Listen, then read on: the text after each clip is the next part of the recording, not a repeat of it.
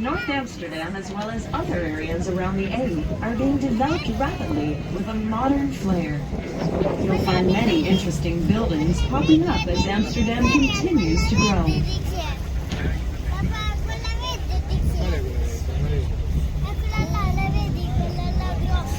Amsterdammers head across the A using blue and white ferry boats, which shuttle not only but also their bikes back and forth for free. But it's not the only one. Got a car? You can drive from the city center over to North Amsterdam through the A tunnel, which runs under the lake. Many types of transportation converge here at the harbor. Boats, buses, streetcars, trains. You can see the backside of Central Station, Amsterdam's train station and gateway to the city. Thousands of regional and international trains come and go through this major transportation hub.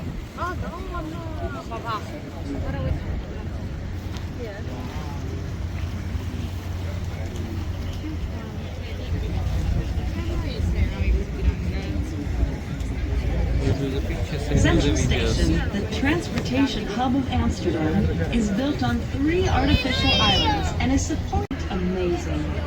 Made of red brick and white accents, it's a combination of Neo-Renaissance style and Neo-Gothic towers, and is called eclectical architecture. Huh?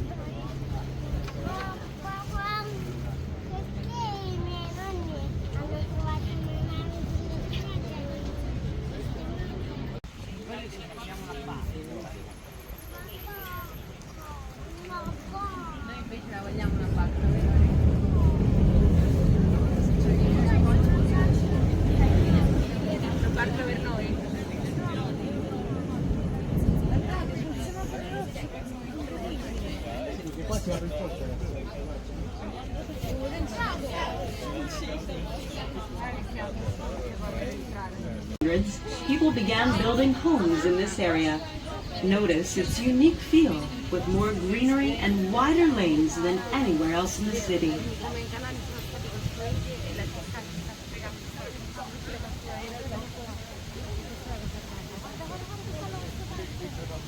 Freedom of religion, free speech, sexual freedom. All of these are outlawed in parts of the world. We are glad to say that we can take freedom for granted in the Netherlands.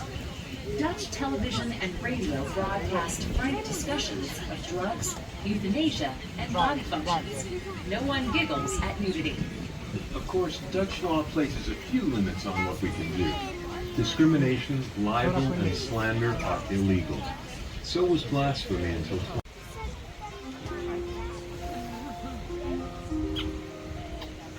In 2013, Amsterdam's botanical garden, the Hortus Botanicus, celebrated its 375th anniversary, making it one of the oldest in the world. It began as a modest medicinal herb garden and grew substantially during the Golden Age, as Dutch explorers traveled to the East and West Indies and other faraway places. They brought back exotic plants and seeds, including the tulip, the potato, and tobacco, all of which are now considered common. The Botanical Gardens collection has grown to contain thousands of specimens, from the common to the very rare. Nearby, you'll find Bergheim Park, one of Amsterdam's oldest public parks. This picturesque green area is home to the Auschwitz Memorial, a series of broken mirrors. They're positioned to reflect the expansive sky above, symbolizing the broken heaven above Auschwitz.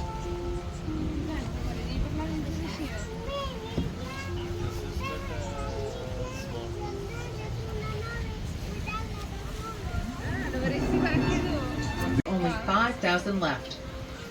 Still, their early influence has been strong. The city has been enriched by Jewish culture and the knowledge and skills they brought. For example, as traders, diamond cutters, and tobacco processors. Although Jews were free to practice their religion, they were excluded from the Christian-based guild system. Guilds were associations made up of craftsmen or merchants that shared.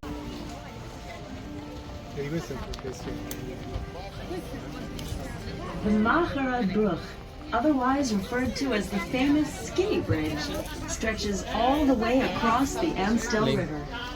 Of Amsterdam's 1,500 or so bridges, this is the most famous.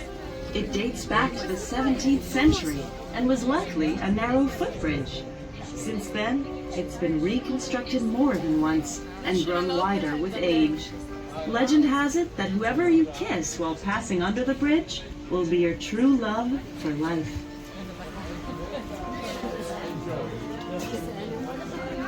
On the bridge. Under the bridge. Passing under the bridge. But another one. We're now on Herengracht, We need to go or there. the Gentleman's Canal. It was part of a careful plan to expand the city. In the early 17th century, a time of tremendous physical and economic growth, 3 new canals were laid out in concentric rings. The Herengracht was innermost.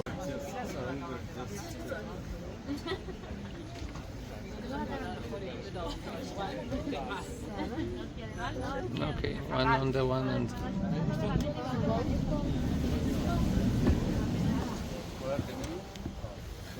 okay. East and to North and South America. They organized into companies like the Dutch East Indian Company and the Dutch West Indian Company. And the profits from trading staples like grain and exotics, such as spices. Back in time to the 17th century. Imagine a colorful scene. Gentlemen in fine clothing on the street, speaking different languages. Elegantly outfitted ladies stepping down into horse-pulled carriages. The clatter of wheels on cobblestones. And dare we mention it, an unpleasant waft of sewage coming from the canal. Building restrictions limited houses to a width of no more than 6 meters, or 18 feet. But those who could afford got around this by buying 2 adjacent lots and building a double house. Some of these double homes even had 2 different facades. There was no restriction on depth, and with 20 to 40 rooms, a large private garden, and a coach house behind that, mansions often it's now one of the most picturesque waterways in the city. But that wasn't always the case. Many of the industries banned from residential areas ended up here. That included the smelly ones, like leather and whale oil processing. And of course, beer brewing, which gave the Brewers Canal its name. Because water quality was so poor, people turned to beer as a safer, healthier drink. Only the rich could afford wine, which was imported. But everyone...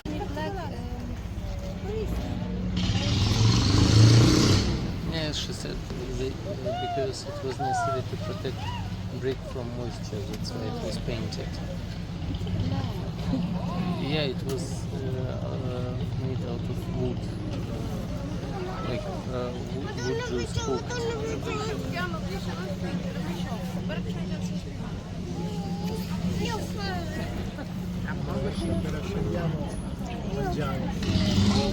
Ora 5 minuti abbiamo fatto, The canals, keeping them clean. Amsterdam replaces the gates every 50 years or so. If you look closely, you might find the date these gates were last replaced. It's recorded on the gates themselves.